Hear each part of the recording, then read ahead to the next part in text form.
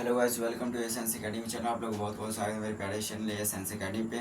आज हम लोग पढ़ने वाले क्लास 10th के मैथ एक्सरसाइज 4.4 का क्वेश्चन नंबर फर्स्ट का रोमन संख्या फर्स्ट देखने वाले। चलिए देखते हैं क्या कह रहा है कि निम्न द्विघात समीकरणों के मूल्य की प्रकृति ज्ञात कीजिए। जो 3 दिया गया है निम्न समीकरण है ना, उसके पहले मूलों की प्रकृति ज्ञात करना है ना। और उसको मूलों की प्रकृति कैसे ज्ञात करती है हम बताए हुए हैं, है ना। और फिर अभी भी हम सॉल्व करके दिखाएंगे आपको।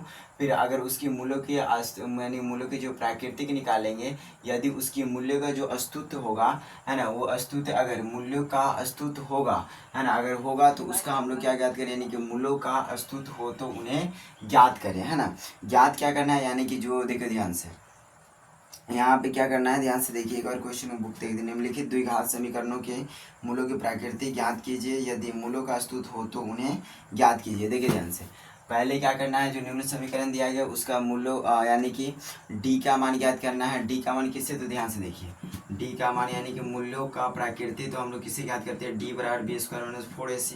इससे हम लोग डी का मान क्या करेंगे, ज्ञात करेंगे। फिर अब इसमें देखेंगे हम लोग अगर डी का मान 0 के बराबर आया या डी का मान 0 से अधिक आया प्लस में, या डी का मान माइनस में यानी कि डी का मान 0 से कम आया। अगर डी का मान 0 आएगा या डी 0 से अधिक आएगा तो उसका मूल्य का अस्तित्व होगा। फिर उसको हम लोग ले जाएंगे minus B plus minus root under, है ना, root under B square root under D बटा में 2 यानी कि द्विघात सूत्र पर ले जाएंगे, यानी कि जो मूल निकालते हैं हम लोग एक्स निकालते हैं द्विघात सूत्र उस पर ले जाएंगे। क्या कहते हैं शुरू में कि निम्न द्विघात समीकरण के मूल्यों की प्रकृति ज्ञात करना है। अगर उसकी मूल्यों की जो प्राकृतिक है, मूल्यों की प्रकृति यानी कि उसके मूल्यों का अस्तित्व होगा, है ना, यानी कि डी का मान 0 से अधिक आएगा या 0 आएगा तो उसको हम लोग इस फार्मूला पे ले जाएंगे, फिर सॉल्व करेंगे। और नहीं आएगा माइनस में चल जाएगा, फिर वहीं पे हम उसको छोड़ देंगे। ठीक है, तो जो पहले इसका मूल्यों के प्राकृतिक सॉल्व देखेंगे, है ना।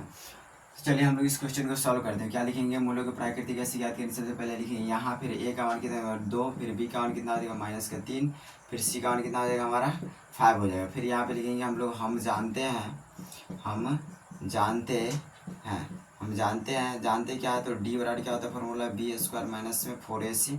बी का मान कितना है माइनस 3 का स्क्वायर माइनस 4, ए का मान कितना है 2 और सी का मान हो गया 5। ठीक है, तो क्या हो गया -3 का स्क्वायर है तो 9 आएगा, माइनस 4 दूनी 8 पंचे 40, 40 में से 9 गया कितना, 31 बढ़ेगा, सामने माइनस तो माइनस। डी का मान यहाँ पे क्या गया हमारा माइनस के 31, यानी कि इसका मूल्य का अस्तित्व नहीं होगा। इसीलिए इसको हम लोग क्या करेंगे, इस वाले फार्मूला जो हमारा यानी कि मूल्य वाला जो फार्मूला द्विघात सूत्र है माइनस बी, है ना, minus B plus minus root under D बटा में 2 है। इस फार्मूला पे इसको हम लोग नहीं ले जाएंगे, इसके मूल्यों का अस्तित्व नहीं है, यानी कि डी का मान क्या है 0 से छोटा है। समझिए ना बात को। तो यहाँ पे हम लोग क्या लिखेंगे, डी का, है ना, डी का मान ऋणात्मक में, किसमें ऋणात्मक किसमें ऋणात्मक, यानी कि डी का मान किसमें, इसमें यहाँ पे ऋणात्मक, है ना, ऋणा यानी कि डी का जो मान है ना, डी का मान को मूल्यों का अस्तित्व, यानी कि डी का जो मान है ना, डी का मान ऋणात्मक क्या करता है, ऋणात्मक को दर्शाता है। डी का मान ऋणात्मक को दर्शाता है, अतः, है ना, अतः इसके मूलों की प्रकृति